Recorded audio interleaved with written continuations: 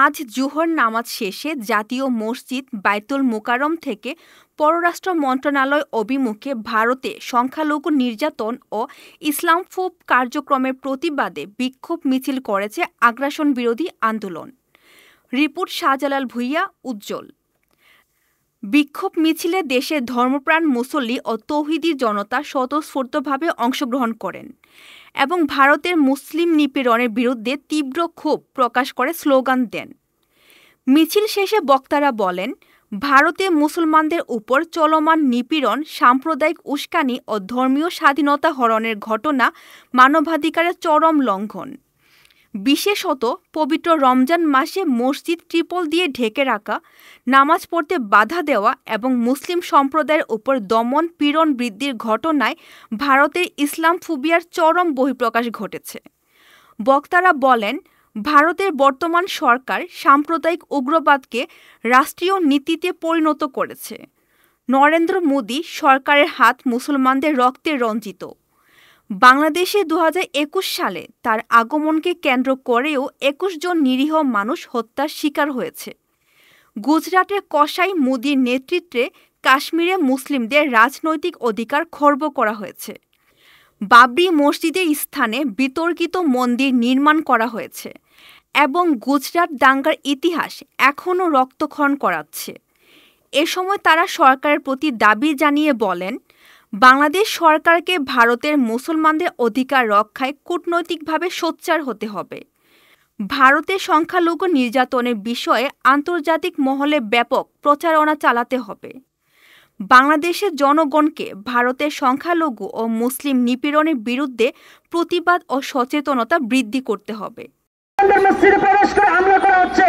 শুধু তাই নয়, আমরা দেখলাম একজন স্কুল শিক্ষার্থী নামাজ পড়ার কারণে তাকে গ্রেফতার করা হয়েছে। আমরা এক তীব্র নিন্দা জানাই।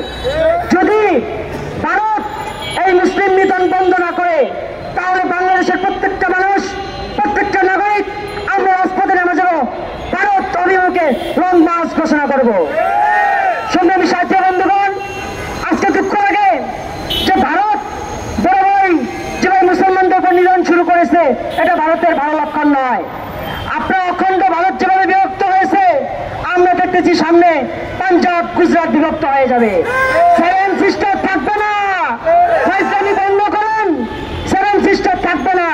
যদি ভারতের মুসলমানদের উপর এই আগ্রাসন বন্ধ না করেন, নিধন বন্ধ না করেন, পবিত্র মাহে রমজানে মসজিদে হামলা বন্ধ না করেন, তাহলে শুধু বাংলাদেশ নয়, পুরো বিশ্ব আপনাদের বিরুদ্ধে প্রতিবাদে জেগে উঠবে। প্রিয় উপস্থিতি, আপনারা জানেন যে বিগত সময় আমরা দেখেছি গুজরাটে কেউ মুসলমানদের উপর নিধন চালানো হয়েছে। আমরা দেখেছি কেউ বাবরি মসজিদকে তারা শহীদ করে দিয়েছে। মুসলমানদের রক্তকরণ হয়। যখন দেখি যে ভারতের মধ্যে মুসলমানদের গরু জবাই করার কারণে মুসলমানদেরকে রক্তাক্ত করা হয়। আমরা এমনও খবর দেখেছি যে গরু জবাই করার কারণে ভারতে মুসলমানদেরকে জবাই করা হয়েছে। আমরা এমনও দেখেছি ভারতে নামাজ পড়ার কারণে মুসলমানদেরকে গ্রেফতার করা হয়েছে। আমরা এমনও দেখেছি নামাজ চলাকালীন মুসলমানদেরকে লাঠি মারা হয়েছে। আজ পর্যন্ত এইরকম রেকর্ড বাংলাদেশে নেই কোন মুসলিম, কোন ভারতের কোন মুসলিম কোন হিন্দুর উপর আক্রমণ করেছে। আমরা অসাম্প্রদায়িক বাংলাদেশ।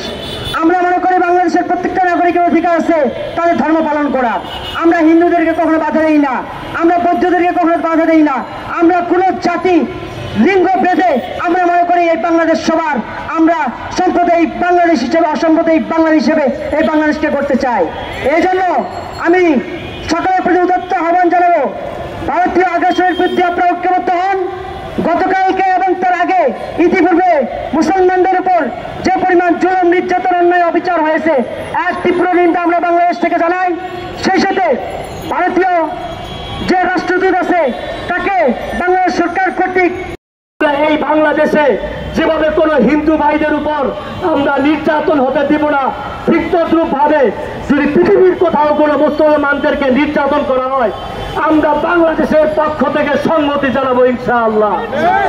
অতএব আজকে আমাদের এই শুরুর আয়োজনের মাধ্যমে আমরা জানাতে চাই, স্বরাষ্ট্র মন্ত্রণালয় যদি আজকে ভারতের হাইকমিশনকে ডেকে যদি কোনো কিছু না করে, তাহলে অল্প দিনের মধ্যে বাংলাদেশের তাওহীদি জনতা ভারতের বিরুদ্ধে তাদের যে আন্দোলন সংগ্রাম সেটার জন্য তারা চামড়ার ন্যায় সুস্পষ্টভাবে অবস্থান জানান দেবে। এবং যদি শুক্রবারের আগে তারা যদি এটা কিছু না জানায়, শুক্রবারের জুমার নামাজের পর সারা বাংলাদেশ থেকে ভারতীয় পণ্য বয়কট সহ ভারতের সকল ষড়যন্ত্রের বিরুদ্ধে বাংলাদেশের মুসলমানরা রুখে দাঁড়াবে ইনশাআল্লাহ।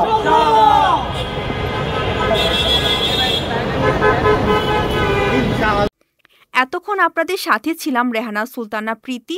পরবর্তী নিউজ আপডেট পেতে চোখ রাখুন news24bd.net এর ফেসবুক পেজ এবং ইউটিউব চ্যানেলে। ধন্যবাদ।